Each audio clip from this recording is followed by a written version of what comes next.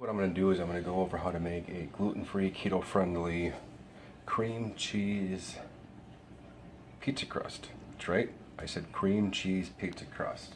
So what you're going to need for this is you're going to need about 2 8-ounce packets of cream cheese, or 16 ounces. You need 4 eggs. You're going to need half a cup of Parmesan cheese.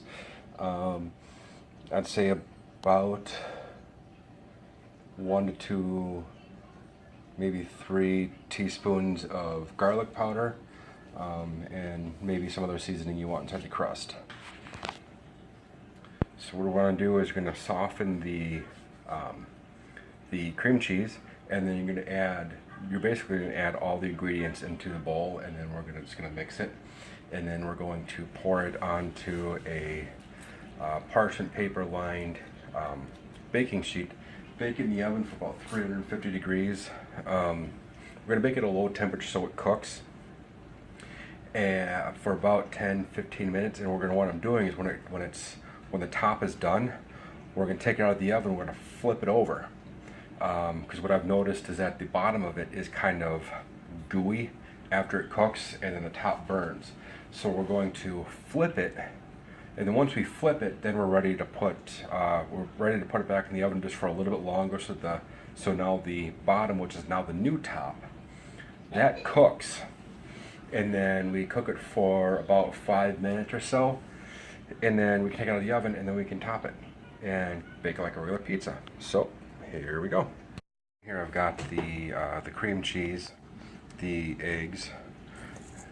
There's the Parmesan cheese. I'm just going to put just a tad bit more in there. You can never have too much Parmesan cheese. Now what we got to do is add just some seasoning. Garlic powder just adds a little bit of flavor to the crust. That's about it. So I'm going to go ahead and add that here in a second. Alright, so garlic powder is now in there. Now what we're going to want to do is bring it over the KitchenAid mixer, and we are going to beat this thing, or mix it until it's a nice, good consistency. Okay, so here's my kitchen mixer. Got this set up. I'm going to start it off low first.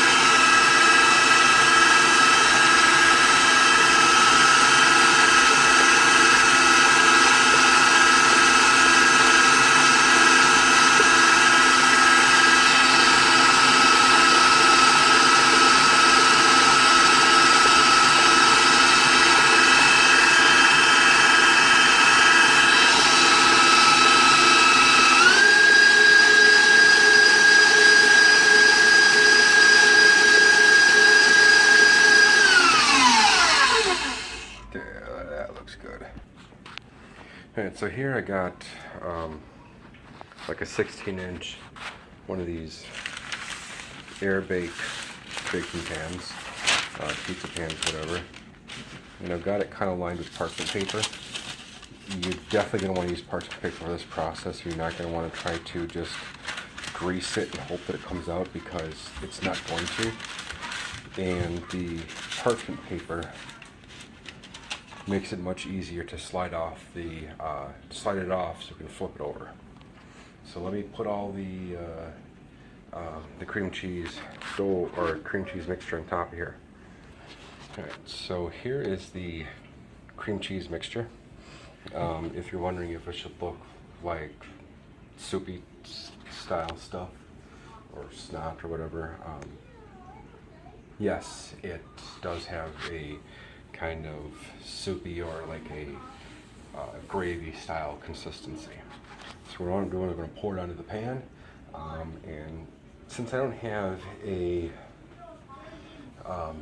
way of holding up my cell phone to do this, my other camera works okay, but it just constantly makes this autofocusing sound, so I'm going to use my cell phone for a while now. Since it's only me holding my cell phone, I just keep pausing it here and there so I can do stuff. So let me pause it real quick, and then I'm going to put the cream cheese mixture onto the pan, and I'll show you what it looks like. Okay, so this is what it looks like, and if you're wondering, power cord's in the way. If you're wondering what the chunky stuff is, that's just some of the cream cheese. It didn't mix up all that great. Probably should have softened it up a little more than I did. But no. Sorry about that. My daughter wanted to show me something. Probably should have softened up more than I did and then mixed it. So now what we're going to do is we're going to spread all the cream cheese mixture all throughout the pan. You can double the recipe if you wanted to, just let you know that it sometimes will cook okay, sometimes will not.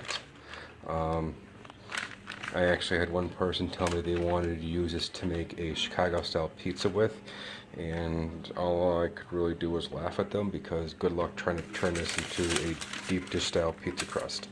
I guess where there's a will, there's a way, but this stuff does not really cook all that great to make a deep dish style. You would have to get like a deep dish style pan, butter it really good, or you'd have to get one that's slightly smaller than the other one, so like get one that's 14-inch or even like a 12-inch one, and then get like a 10-inch one. Set the 10-inch one into the 14-inch one with all this cream cheese mixture in there, and then it's going to be a pain to get it out too, because it will crack easily. So this only really works for flat style pizzas. So let me finish spreading the stuff out real quick. Okay, so here it is all spread out. Just so you know that there will be some shrinkage going on. This pizza crust will shrink, so that's why I have like I don't know if this is a 14-inch or something pizza pan, because it will shrink. It will probably come to about here. So it will shrink probably about an inch or so all around. But otherwise, if you bake this right and you give it to someone, they won't know it's a cream cheese pizza crust. It actually comes out looking like almost like a flour dough. It doesn't taste like a flour dough, but it definitely has the look of one. Much better than the cauliflower one. So I'm going to put this in the oven and I'll show you what it looks like once it's done. Cream cheese pizza crust has been in there for about 10 minutes or so. It's still kind of rubbery, so I'm going to put it in there for about 10 minutes more. This is a little bit golden brown now, so it's ready to be flipped over. So what I've got here is I got the pizza pan, and then I've got my pizza peel right here, so I can actually do this fairly easily.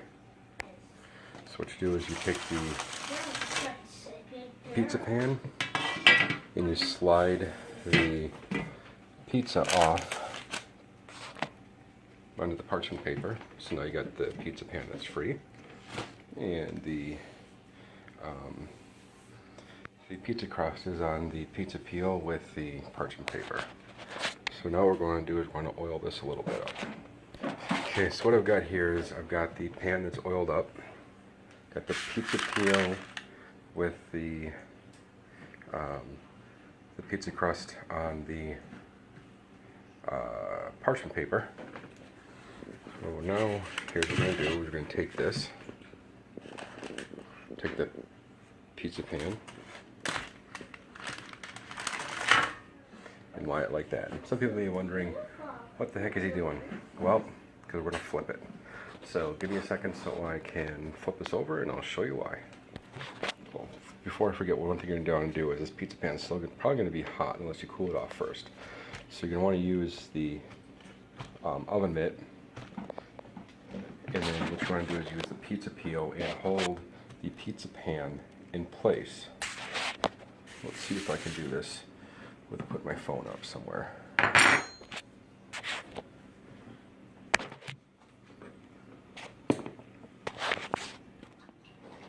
Okay, so excuse the mess, but what we're going to do is we're going to take this pizza pan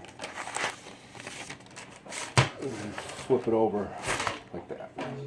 So now we got this free pizza peel that we're not going to end up using.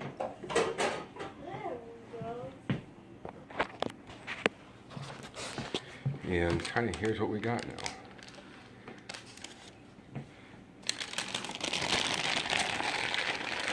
Now remember what I said it's going to shrink?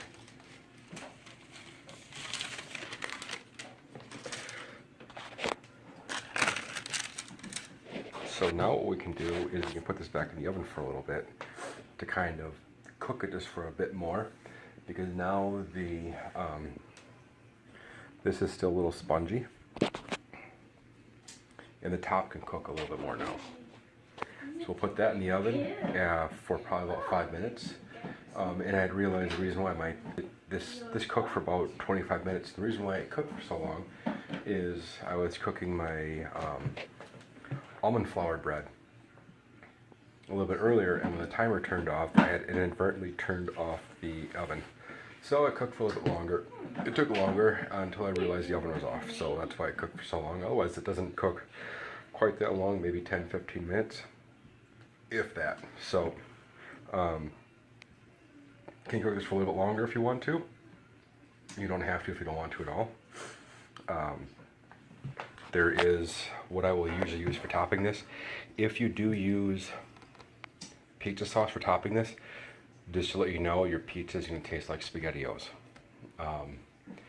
What I would use is I would use ranch dressing. It actually tastes a lot better. It complements pizza perfectly. If you want to have a pizza that tastes like SpaghettiOs, then use red sauce. Otherwise, it's kind of nasty. And as you can see, it kind of does have a consistency kind of like flour. It looks like it anyways. So I'm going to bake it for probably about 5 minutes or so, and then I'll pull it out of the oven, and then I will top it and whatnot, and I'll take a few photos of what it looks like when it's done.